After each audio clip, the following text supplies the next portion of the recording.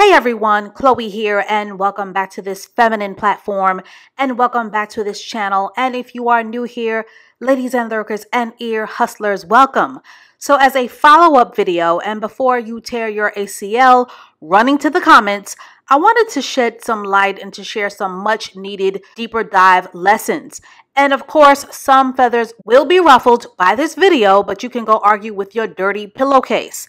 But I wanted to share my hypergamous thoughts on the now pending divorce that was filed by the actress Jodie Turner-Smith, who is 37, as she most recently filed for divorce from her husband, actor Joshua Jackson, who is 45. And according to TMZ, the pair do not have a prenuptial agreement in place. The possible soon-to-be divorced couple have a 3-year-old daughter, and the specific reason behind the divorce filing by Jodie Turner-Smith was cited as irreconcilable differences.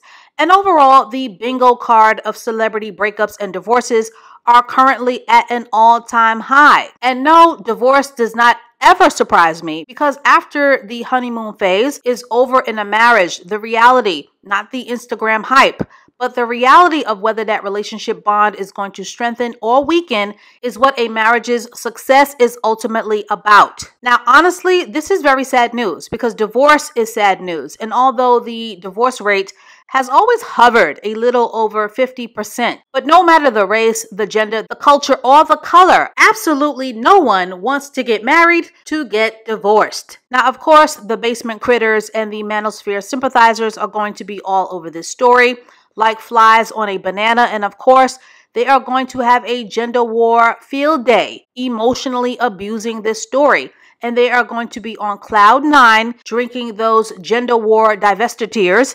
And some feathers may be ruffled to hear this, but you can go argue with your dirty microwave.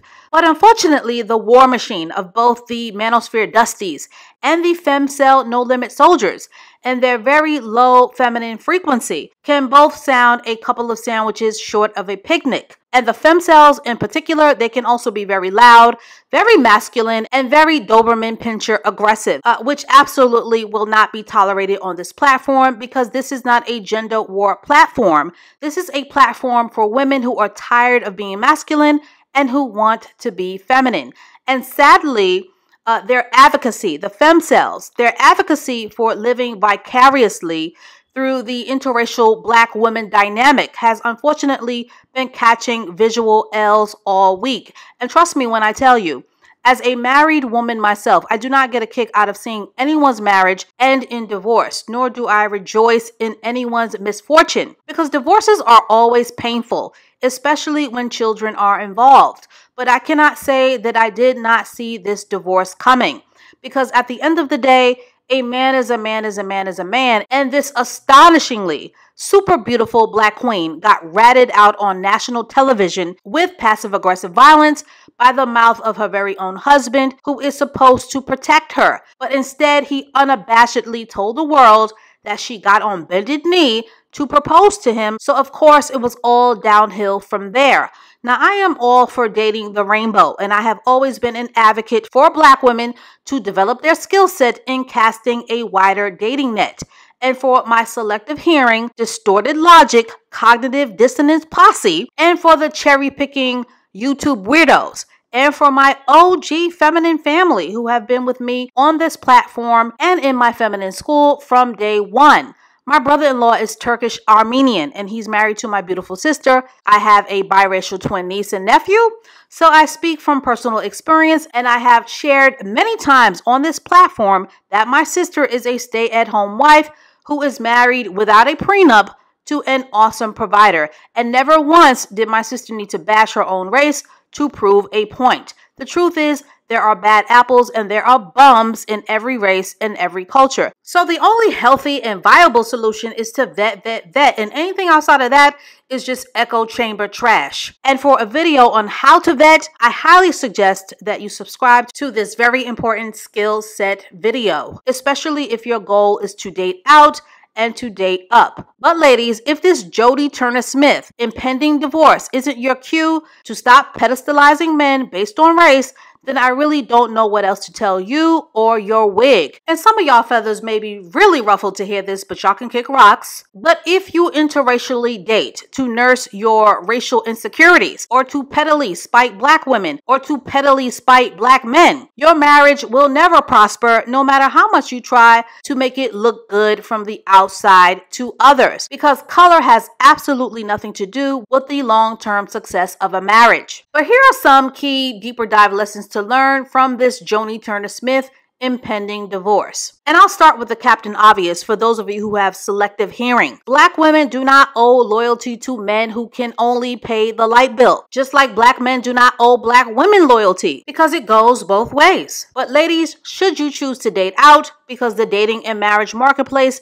is a numbers game, you will still need to have hypergamous standards, boundaries, and discernment in place when dating out. And no matter the race of man, you cannot have the relationship skill set of a porcupine if you expect to succeed. Another point, marriages are a sacred spiritual bond and are not intended to be turned into a business brand, a selling point, or an infomercial. Jodie Turner-Smith was often too cavalier about the private details of her love life, and as a feminine wife, you don't ever want to open up your marriage door for negative spirits to walk right on in and set up camp. Moving on. Stop with the unearned pedestal and stop pedestalizing men based on race, and you won't have egg on your face. Because trust, these embarrassingly overly propped up interracial relationships turned divorces, whether black men or black women, are going to keep happening. Another point, stop living vicariously through celebrity marriages and stop pedestalizing and over-investing in strangers.